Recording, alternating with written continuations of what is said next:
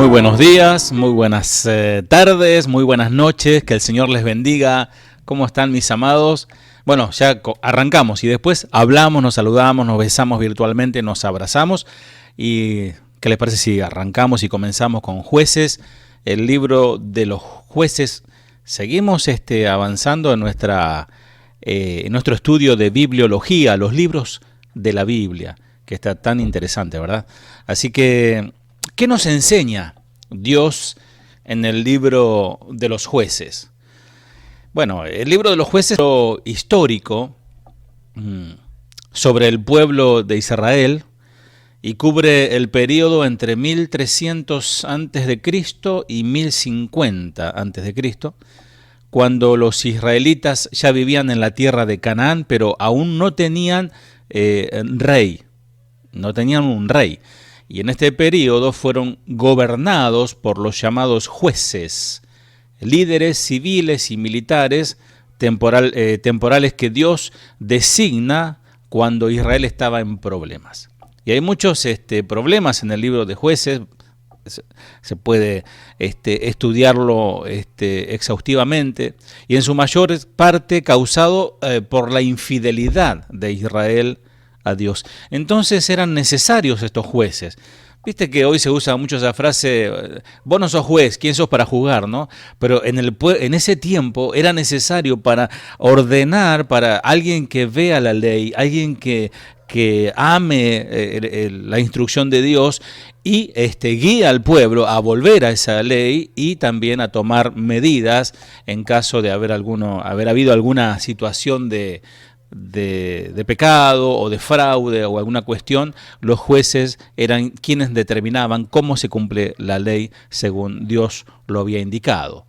La situación en Canaán, bajo el liderazgo de los israelitas, habían conquistado la tierra de Canaán y se establecieron allí, pero aún no habían derrotado a todos los habitantes originales en aquel lugar, aunque Dios les había dicho que lo iban a hacer. Las consecuencias de la negligencia de Israel fueron muy tristes, tal como su líder Josué les había advertido en su discurso de despedida al final de su vida, ahí en Josué capítulo 23, dice: pero si se apartan de él y se aferran a las costumbres de los sobrevivientes de esas naciones que aún quedan entre ustedes y se unen en matrimonio con ellos, entonces tengan por seguro que el Señor su Dios ya no expulsará a esos pueblos de su tierra. En cambio, ellos serán como una red y una trampa para ustedes, como un látigo en la espalda y como zarza con espinas en los ojos, y ustedes desaparecerán de la buena tierra que el Señor su Dios les ha dado. O sea que básicamente está profetizando Josué ahí todo el destierro, toda la situación que iba a vivir Israel. De hecho, bueno, ellos han sido expulsados de sus territorios, lo vamos a ver más adelante cuando veamos la historia de los profetas menores. Los israelitas tendían a copiar la idolatría y la corrupción moral de sus vecinos. Somos muy imitadores, somos muy de mimetizarnos con las costumbres de los pueblos, ¿no? Y sin darnos cuenta, muchas veces estamos sumergidos en ciertas costumbres que son de índole pagano. Y esto evocaba la ira de Dios. Israel fue llamado a ser una nación santa, pero en la práctica eran tan malos como las demás naciones. Hay un patrón recurrente en este libro de Jueces que muestra la espiral descendente de la vida civil y religiosa de Israel. Una y otra vez, dice Jueces capítulo 2, versículo 11 al 12, el pueblo de Israel hizo lo malo ante los ojos del Señor y sirvió a los Baales, y abandonaron al Señor, Dios de sus padres, que los había sacado de la tierra de Egipto. Fueron tras otros dioses, de entre los dioses de los pueblos que los rodeaba, y se postraron ante ellos y provocaron a ira al Señor.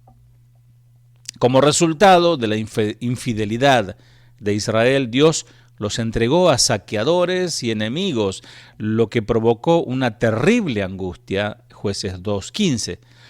Tarde o temprano, la gente se dio cuenta de que no podía resolver sus problemas por sí misma y le pidió ayuda. En su asombrosa gracia, el Señor se compadeció, dice Jueces 2:18, se compadeció de sus gemidos a causa de los que los afligían y oprimían. Qué impresionante el amor de Dios, ¿verdad? Ellos estaban sufriendo las consecuencias de sus pecados, de su rebeldía y desobediencia, y cuando comienzan a gimotear y a llorar como niñitos, el Señor se compadece de ellos por sus gemidos a causa de los que los afligían y oprimían. Entonces nombra el Señor líderes temporales que debían rescatar a su pueblo.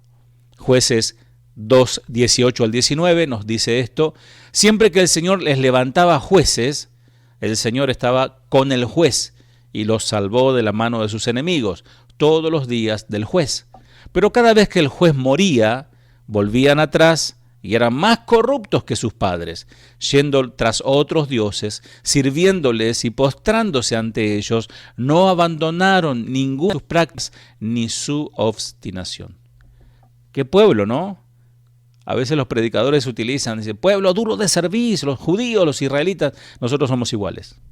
Que el Señor nos ayude, ¿verdad? Este patrón se prolongó durante siglos, empeorando progresivamente. ¿Cuál fue el papel de los jueces? Los jueces que Dios designó y sus ayudantes derrotaron a los enemigos y liberaron al pueblo de Israel. Inclusive ahí en Hebreos capítulo 11, 32 en adelante, algunos de ellos se mencionan en la galería de los héroes de la fe que hicieron cosas extraordinarias a través precisamente de la fe puesta en el Señor. Pero en realidad no eran líderes ejemplares ni temerosos de Dios, no todos ellos. Especialmente los jueces posteriores cometieron pecados mayores y no llevaron a la gente de regreso a Dios. O sea que eran jueces que estaban mal ante el Señor. Ofrecieron soluciones temporales luchando contra los enemigos, pero no resolvieron el problema subyacente, que es la idolatría y la ruina moral de Israel. Miren, como siempre les digo, con respecto a estas enseñanzas, el Señor nos habla, y a mí me habla tanto, ¿no? Porque es lo que nos pasa. El Señor nos trae soluciones, nos trae bendiciones, que son la verdad misericordia del Señor, pero no se resuelve muchas veces el problema de raíz, el problema profundo, que es la ruina moral, que es el pecado estado en el corazón. Porque claro, oramos al Señor que nos guarde al salir al trabajar, oramos al Señor que nos bendiga, oramos al Señor que haga como un chicle la plata para poder pagar las deudas. El Señor hace milagros, pero eso no significa que cambie nuestro corazón. Así que fíjense cómo se puede hacer un paralelismo de este pueblo y con nosotros mismos. Algo tiene que cambiar. El libro de los jueces es trágico. Claramente algo tenía que cambiar. El pueblo de Israel necesitaba un líder fiel y temeroso de Dios para cambiar el rumbo, y Dios proporcionará uno. Pero esta es otra historia, registrada más adelante no me quiero adelantar, ¿no? En los libros de Samuel, primera y segunda de Samuel, y el libro de Reyes. ¿No? Ahí se pone la cosa muy interesante. Algunas lecciones para nosotros hoy. El libro de Jueces ilustra 2 puntos principales. La gente es irremediablemente pecadora en los días de los jueces. Cada uno, dice capítulo 17 de Jueces 6, cada uno hacía lo que bien le parecía. Si es una versión argentina, diríamos cada uno hacía lo que se le daba la gana, ¿no? Cada uno hacía lo que se le antojaba.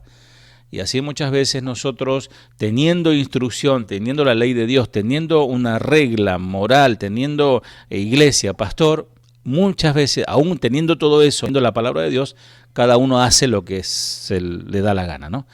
Y eso lo llevó a la decadencia y el caos. Eso no es gratis. O sea, no es que, acuérdense que hay un un salmo que dice que el pecador peca y diciendo Dios no escucha, Dios no ve, Dios no hace nada. No, Dios ve, Dios escucha y Dios hace. Lo que pasa es que la longanimidad del Señor hace que siga esperando. Entonces la decadencia y el caos es indefectible. Ahora, si querés saber qué tan mal se han puesto las cosas, tenés que leer Jueces capítulo 17 y capítulo 21, o sea, 17 al 21. Dios, enormemente fiel y misericordioso, está comprometido a salvar a su pueblo cada vez que se arrepienta. Por eso el arrepentimiento, y por eso dice que la palabra de Dios es un martillo que golpea la piedra. Si produce arrepentimiento, produce bendición, porque el Señor perdona. Entonces trae restauración. Ahora, si no hay arrepentimiento, estamos en el horno, hermano, como dice el tango, ¿no? Esto es un gran contraste con la infidelidad de Israel. Pero Dios no permite que el pecado de Israel continúe para siempre. Josué ya le había advertido que si abandonaban al Señor, finalmente perecerían de esta buena tierra que el Señor su Dios les ha dado. Hagamos la analogía, ¿no? Como dice siempre nuestro amigo Eduardo, la salvación no se pierde, lo que se pierde son las personas. O sea, las personas se pierden de seguir siendo salvos. O sea, si uno juega con el Señor, si uno insiste en ser rebelde, podemos perecer de esta buena tierra prometida por el Señor. Y esto sucedió, de hecho, generaciones después, Jueces 18:30. Y esta es una advertencia para nosotros también. Dios es misericordioso, pero al final no dejará el pecado impune. Dice Jueces, capítulo 1, nunca se apartará de tu boca este libro de la ley. Josué 1:8. Nunca se apartará de tu boca este libro de la ley, sino que de día y de noche meditarás en él, para que guardes y hagas tres cosas: meditar, guardar y hacer, conforme a todo lo que en él está escrito. Porque entonces harás prosperar tu camino y todo te saldrá bien. Si hacemos lo contrario, sucede lo inversamente proporcional. O sea, si no guardamos, no meditamos y no hacemos, vienen las maldiciones, todo sale mal, en vez de prosperar vamos para atrás. Bueno, ahí está la respuesta. Jueces, hombres que Dios levantó para librar a su pueblo antes del periodo del comienzo de los reyes humanos en Israel. Moisés, el mediador del pacto de la ley y caudillo nombrado por el Señor, obviamente, juzgó a Israel durante 40 años. Pero normalmente se considera que el período de los jueces empezó con Otniel, algún tiempo después de la muerte de Josué, y duró el último juez, Samuel, el profeta. Quizás esta sea una pregunta para un examen, ¿eh? El último juez, Samuel, el profeta, a quien por lo general no se le incluye entre ellos, pero sí oficia él como un juez. De modo que el período de los jueces abarcó aproximadamente unos 300 años. Dice Jueces, ahora sí Jueces 2, 16 al 17, y Jehová levantó jueces que los librasen de mano de los que le despojaban, pero tampoco oyeron a sus jueces, sino que fueron tras dioses ajenos. Y ahí dejamos el silencio para meditar. Hechos capítulo 13, versículo 20, después, como por 450 años, le dio jueces hasta el profeta Samuel. Dios, el Señor, Jehová, que la palabra Jehová no existe, sino que es una palabra compuesta del tetragrama, el nombre impronunciable de Dios, YHWH, se le pone las vocales de Eloá, Jehová. Seleccionó el Señor y nombró a los jueces de entre las diversas tribus de Israel. Entre Josué y Samuel, ahí está el registro bíblico, menciona a 13 jueces, incluyendo a Débora. Vamos a nombrarlos. Jefté, que fue un juez militar de la tribu de Manasés. Samgar, que no hay mucho dato. Ibsán, de la tribu de Zabulón. Barak, de la tribu de Neftalí. Elón, de la tribu de Zabulón. Gedeón, que fue un juez militar de la tribu de Manasés. Abdón de la tribu de Efraín, Tolá de la tribu de Isaacar, Sansón, juez militar de la tribu de Dan, Elí, descendiente de Itamar y sumo sacerdote también de Israel, y Samuel de la tribu de Efraín, también fueron jueces sobre Israel, y obviamente Débora. No se puede precisar en todos los casos cuándo ni sobre qué zona exacta ejercieron su jurisdicción cada uno de estos jueces. Puede que en ciertas épocas varios jueces juzgaran al mismo tiempo a modo de concilio o asamblea en diferentes partes de Israel, iban a resolver las cuestiones. El registro también indica que entre un juez y otro mediaron periodos de opresión. El término jueces también aplica a la persona que debían decidir causas judiciales, por ejemplo, en caso de un robo. Mismo en algún momento Salomón ofició como un juez, aunque él no era juez, pero era un rey, pero vienen ante él, ante la sabiduría que él tenía. Recuerdan al niño que decide él partirlo al medio. Bueno, eso fue un acto de justicia para saber quién era la madre verdadera. Tenemos el caso de Job capítulo 31, 11 al 28, ahí la frase para la atención de los jueces se usa en un sentido adjetivo para referirse a errores que requerían un juicio. Cuando hay muchas veces, a veces aún en las mejores familias, ¿no? No sé si te pasa con tus hijos que se ponen los dos a discutir en algo y papá, ¿y quién tiene razón? Y ahí tenés que dividir, ¿no? ¿Qué vas a hacer? Si decís sí a uno, tenés problema con el otro y viceversa, ¿no? Entonces hay que oficiar de juez muchas veces. Y dice Job 31:3, porque es maldad e iniquidad que han de castigar los jueces. Era necesario juzgar cuando había un ilícito o alguna cuestión que requería la mediación de un hombre sabio que entienda y conozca la ley de Dios y que sea puesto por Dios, obviamente, ¿no? Shoftim en hebreo, jueces, con el nombre de jueces, Shoftim, se designa en el Antiguo Testamento a una serie de personajes que se esforzaron por dirigir al pueblo y mantenerlo a salvo de la hostilidad externa e interna, y el dominio de sus vecinos también.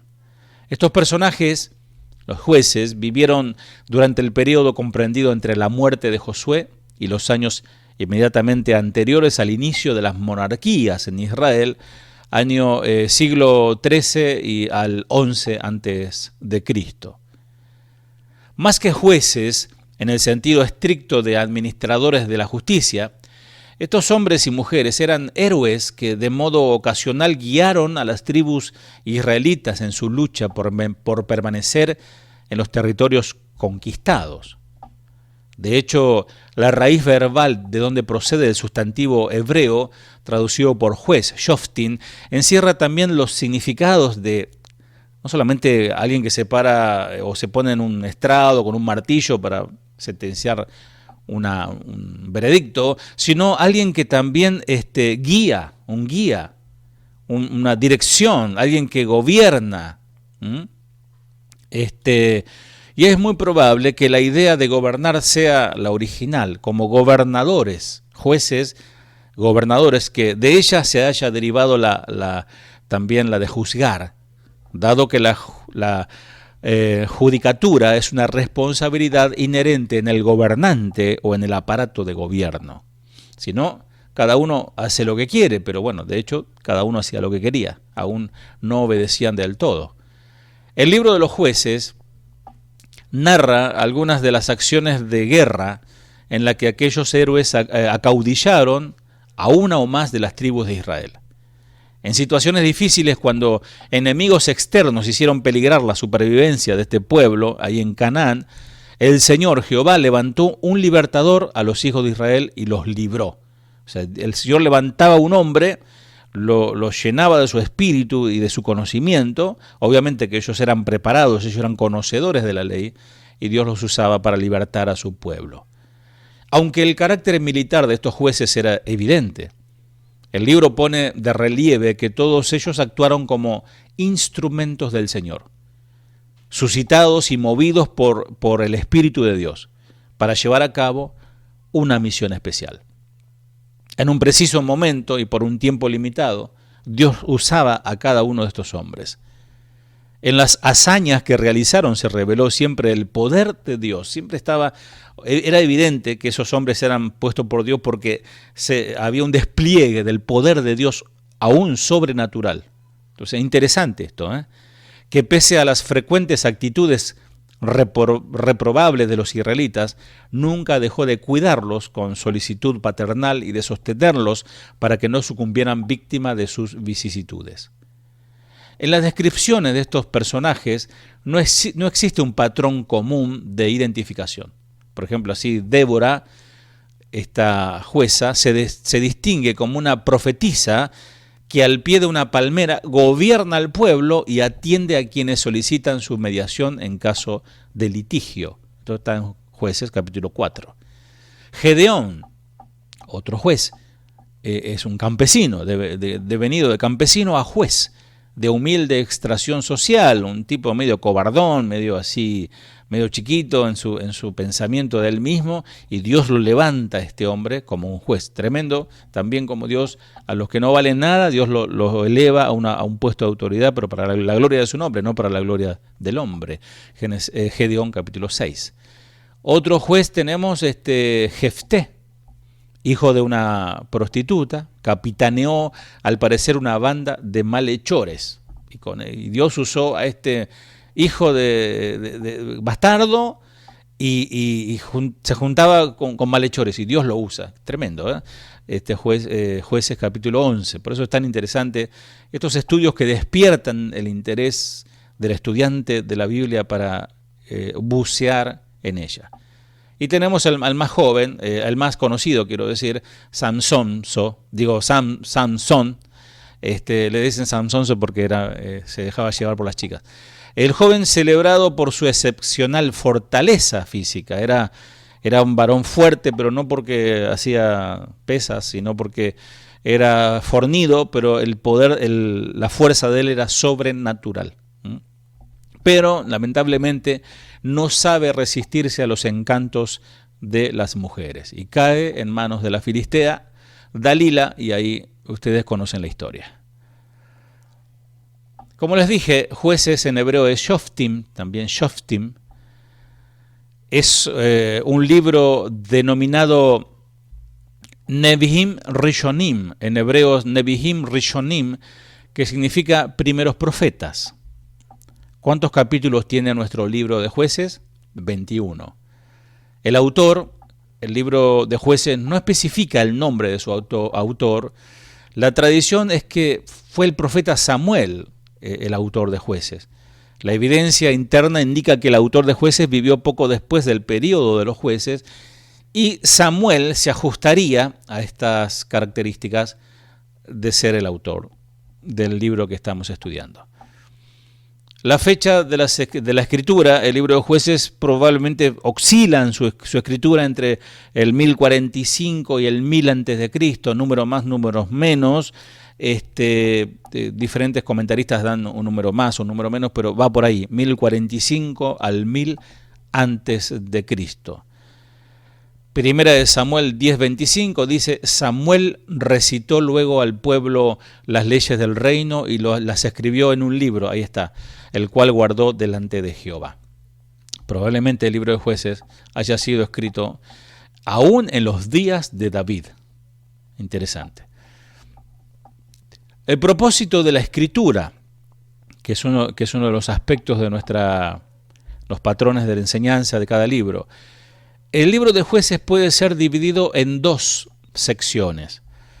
Del capítulo 1 al capítulo 16, donde se relatan las guerras de liberación, comenzando con la derrota de los cananeos a manos de los israelitas y terminando con la derrota de los filisteos y la muerte de Samsón.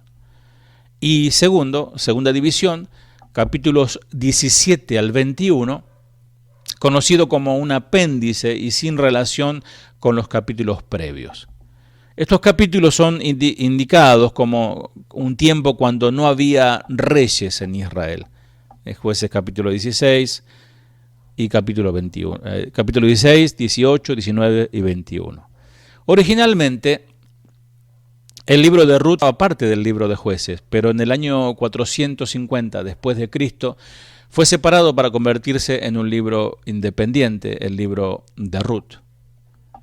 Vamos a ver algunos versículos claves de nuestro libro. Jueces capítulo 2, versículo 16. Entonces el Señor levantó jueces para rescatar a los israelitas de la mano de sus agresores. Recuerden que la agresión vino a causa de su desobediencia, ¿no? Pero bueno, el Señor en su misericordia siempre envía salvadores. Esto es tipo del Cristo, ¿no? Del Señor, alguien que intermediara, se metiera al pueblo, ante el pueblo, intervenía para salvarlos, para que los librase de manos de aquellos que los estaban despojando. Los jueces que gobernaban Israel eran estrictamente los vicegerentes de Dios, si querés llamarlo así, en el gobierno del pueblo, siendo el gobernador supremo, el Señor. Los que fueron elevados retenían la dignidad mientras vivían, pero nunca hubo una sucesión de jueces regular ininterrumpida, o sea, no es que era por herencia o por descendencia.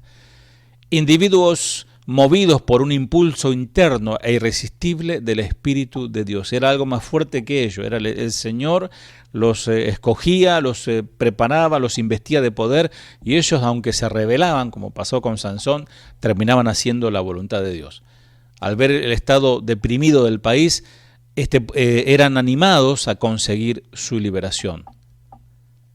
Esta impresión interior generalmente venía acompañada por un llamamiento especial, y viéndolos dotados de coraje y poder extraordinario, el pueblo los aceptaba como delegados de Dios y se sometían a su influencia, o sea que se subordinaban a estos jueces, el pueblo. Frecuentemente eran nombrados por algún distrito particular y su autoridad no se extendía más allá del pueblo cuyos intereses eran comisionados a proteger.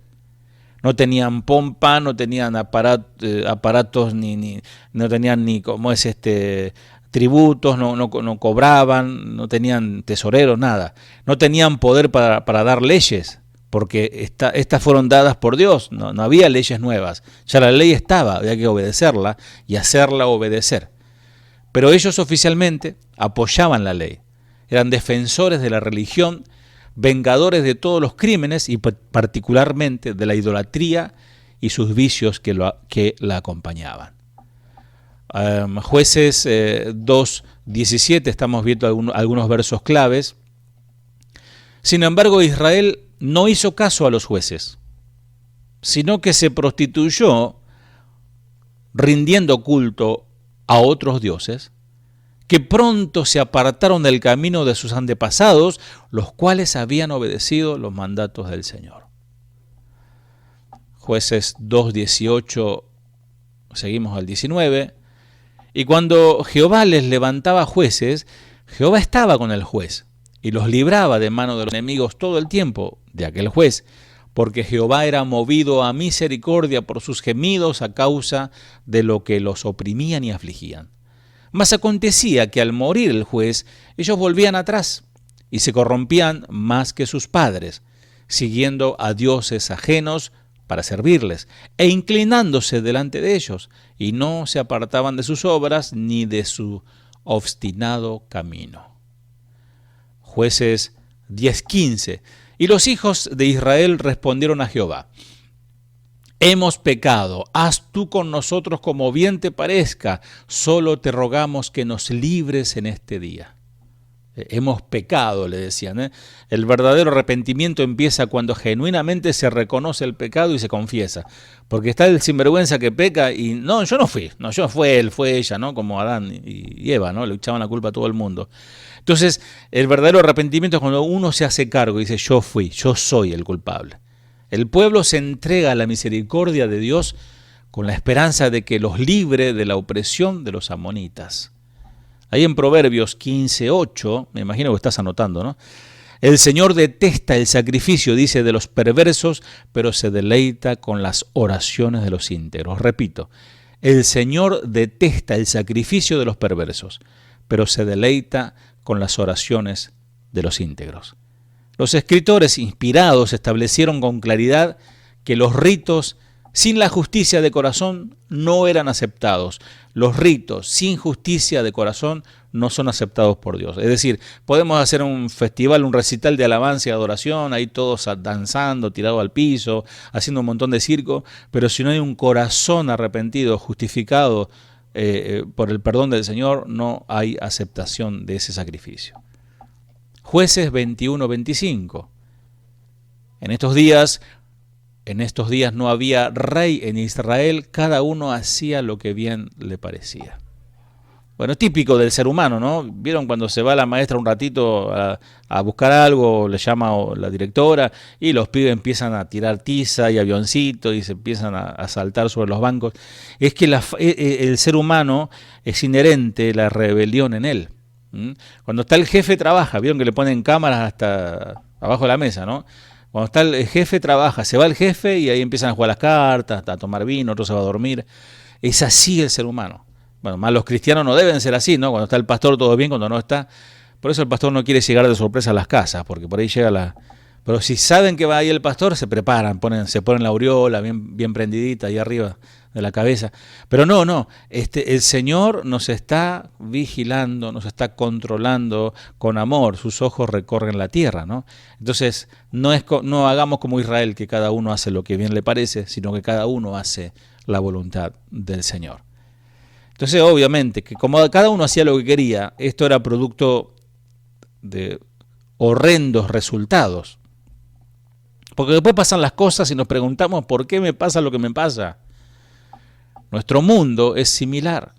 Los individuos, los grupos y sociedades se autodeclaran ellos mismos la suprema autoridad sin tener en cuenta a Dios. De hecho, nuestros presidentes, nuestros gobernantes, vez pasado lo comentaba, ¿no? Cuando antes por lo menos juraban sobre la Biblia, ahora juran sobre cualquier cosa, menos porque no quieren reconocer la autoridad de Dios. Quieren cortar ligaduras. Cuando con egoísmo la gente busca satisfacer sus deseos personales, todos pagarán el precio ante Dios. Es un verdadero acto heroico someter todos nuestros planes, deseos y motivaciones a Dios. A Gedeón, a Jefté, a Samsón se le conocen por su heroísmo en la batalla, pero sus vidas personales distaron de ser heroicas, dejaron mucho que desear. Parece ser héroes de verdad. Para ser héroes de verdad debemos entrar en la batalla cada día con el pecado, contra el pecado en nuestras vidas, en nuestra casa, en nuestro trabajo, en nuestra iglesia, en la sociedad donde nos movemos. Nuestras armas son las normas, la moral, la verdad, las convicciones, los principios bíblicos en nuestras vidas. La palabra de Dios en nuestro corazón y en nuestra mente.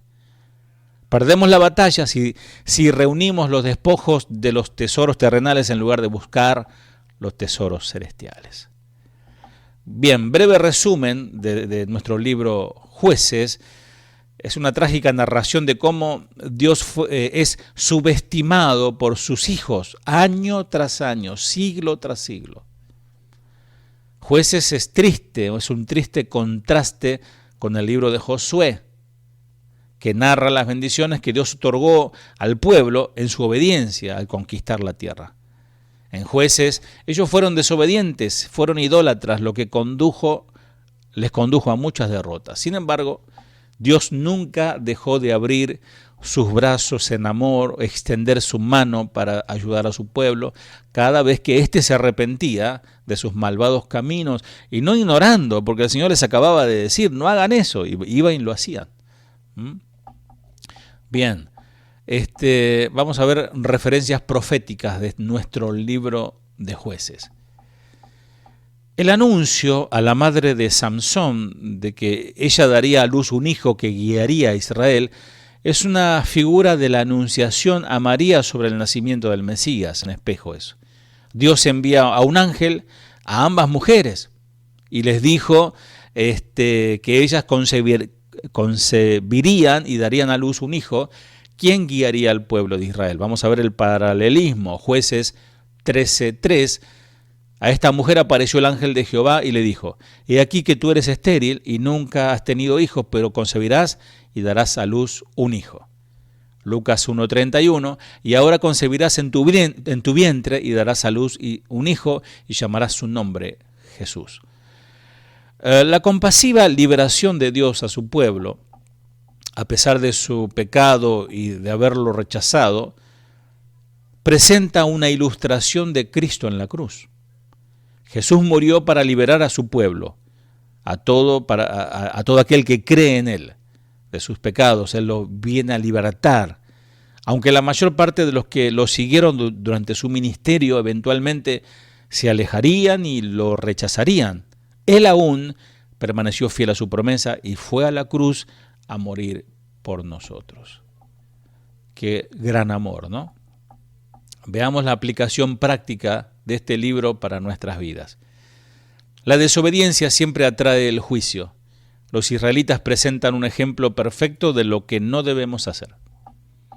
En lugar de aprender de la experiencia de que Dios siempre castigará la rebelión contra Él, ellos continuaron desobedeciendo y sufriendo el desagrado y la disciplina de Dios.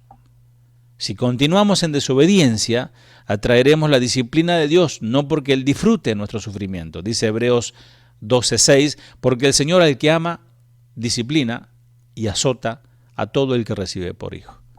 El libro de Jueces es un testamento de la fidelidad de Dios. Aún segunda de Timoteo 2:13 dice: si fuéramos infieles, Él permanece fiel. Él no puede negarse a sí mismo. Es decir, Él no puede desdecirse, Él no puede desmentirse de lo que acaba de decir. Aunque fuéramos infieles a Él, como lo fueron los israelitas en el tiempo de los jueces, Él es fiel para salvarnos y para preservarnos. Dice Primera de Tesalonicenses 5:24, fiel es el que os llama, el cual también lo hará. Y perdonamos cuando buscamos ser perdonados. Es decir, si confesamos nuestros pecados, Él es fiel y justo para perdonar nuestros pecados y limpiarnos de toda maldad. Primera de Juan 1:9. Dice Primera de Corintios 1:8 al 9, el cual también os confirmará hasta el fin, para que seáis irreprensibles en el día de nuestro Señor Jesucristo. Fiel es Dios, por el cual fuisteis llamado a la comunión con su Hijo Jesucristo, nuestro Señor. Y lo leo para terminar en la versión latinoamericana. Él los mantendrá firmes hasta el fin, para que estén sin tacha el día que venga Cristo Jesús, nuestro Señor. Dios es fiel, el que los ha llamado a esta comunión con su Hijo Jesucristo, nuestro Señor. Y hacemos un breve vistazo de Jueces, como hacemos siempre al final. Jueces es el número 7, el séptimo libro del Antiguo Testamento.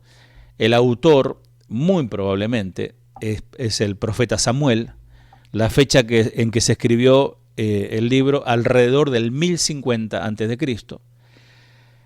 El libro abarca el periodo desde el 1350 al 1050. Ya rápidamente estamos entrando al periodo, digamos, contemporáneo a Samuel, ¿verdad? Se destaca, contiene una historia famosa de una jueza y una asesina. Bueno, eso es como, léanlo, ¿no? Lean el libro de Jueces porque hay para hacer, miren, una serie de películas impresionantes allí. Historias famosas incluida la jueza Débora y Barak derrotan a sus enemigos en Canaán, capítulo 4. Gedeón derrota a los madianitas con solo 300 hombres, Jueces 6, y Dalila engaña a Samsón y le roba su fuerza. Bien, hasta aquí nuestro libro de Jueces. Vieron que por ahí creo que la mayoría lo ha leído, algunos lo están repasando, algunos están aprendiendo algo nuevo hoy. Qué bueno es poder tocar un libro, pasar por arriba, como digo yo, como vuelo de pájaro, y decir, bueno, conozco de qué se trata el libro de Jueces. Que Dios te bendiga, será hasta la próxima clase de nuestro seminario bíblico online. Ante ti me inclino, ante ti me rindo, darte gracias por lo que has hecho en mí. Puedo ver tu rostro, hermoso y sublime. Mi corazón lo entrego como ofrenda de amor. Dale tu corazón esta noche en alabanza, mi hermano. Dile a él: ante ti